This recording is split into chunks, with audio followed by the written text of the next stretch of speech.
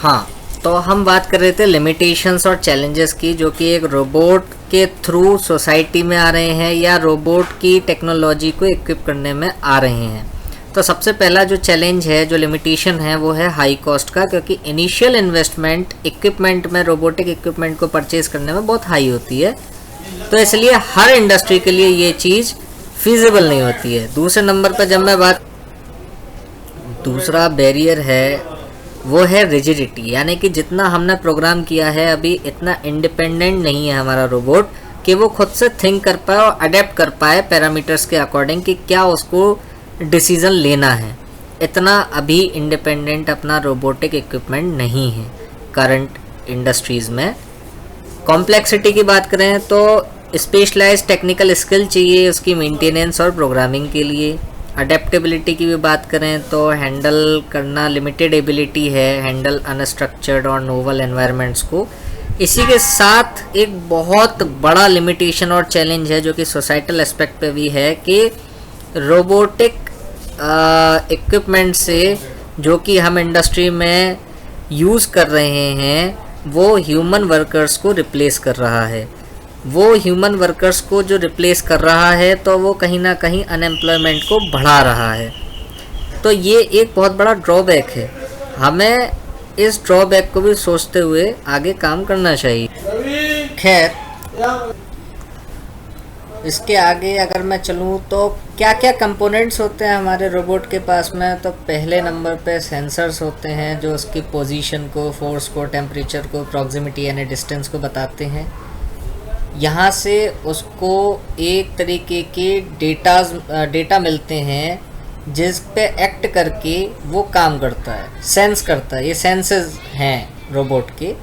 इसके बाद फिर एक्चुएटर्स होते हैं जो कि उसको फिज़िकल फोर्स प्रोवाइड करते हैं, ड्राइव प्रोवाइड कराते हैं उसके मोशन के लिए, ट्रांसलेटिंग के लिए या मूवमेंट के लिए। इसके बाद कंट्रोलर्स होते हैं जिसके थ्रू हम रोबोट को प्रोग्राम करते, तो ये डिसीज़न मेकिंग को भी बढ़ाता है और फीडबैक लूप्स को भी कंट्रोल करता है। कंट्रोलर के पास ही फीडबैक लूप्स आते हैं। बेसिकली हमारे रोबोट में दो तरीके के फीडबैक लूप्स होते हैं। पहला ओपन लूप हो गया, दूसरे नंबर पे क्लोज लूप हो गया। ओपन लूप में हमारे पास में कोई खासा फीडबैक मैकेनिज़्म नहीं होता है, और क्लोज लूप में हमारे पास में क्या होता है, एक फीडबैक मैकेनिज़्म होता है जिस पे कि काम करके कंटिन्यूसली उस प्रोसेस को बेटर किया जाता है। वो रोबोटिक इक्विपमेंट बेटर किया जाता, मतलब प्रोसेस को बेटर किया जाता है। इसमें हमारे पास में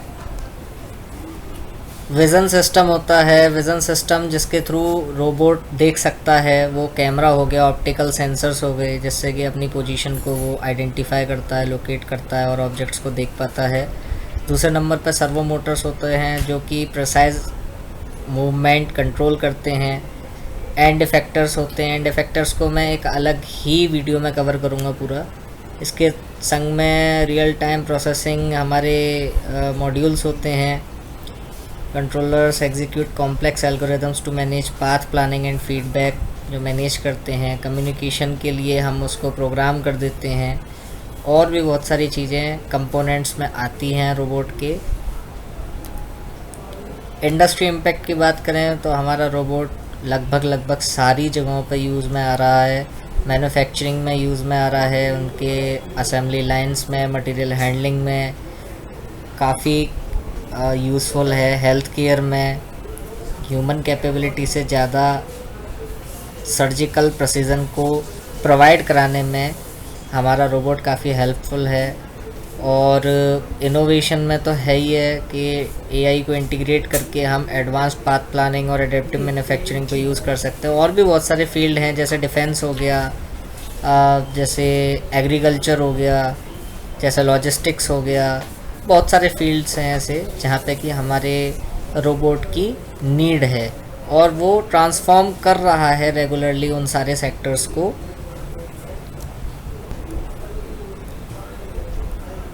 कंक्लूज़न की बात करें तो future of robotics lies in seamless human robot collaboration, super human precision and ethical application of rapidly advancing technology. कहने का मतलब ये है कि ह्यूमन की क्रिएटिविटी को रोबोटिक प्रिसीजन के साथ जब हम अलाइन कर देते हैं तो ह्यूमन रोबोट कोलैबोरेशन हो जाता है।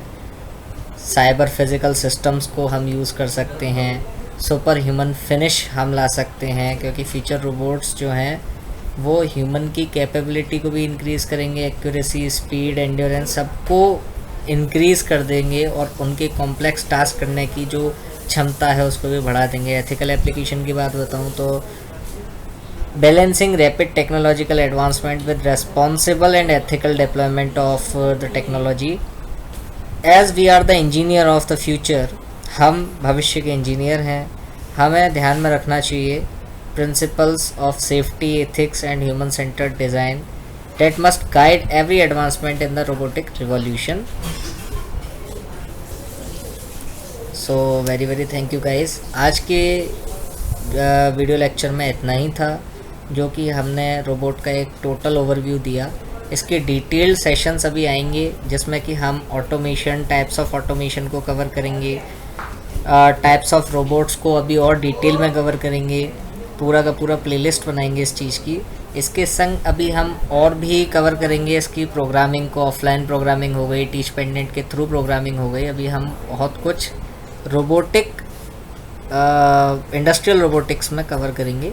सो no need to worry, stay connected guys, like, share and subscribe is a must. Thank you, bye bye.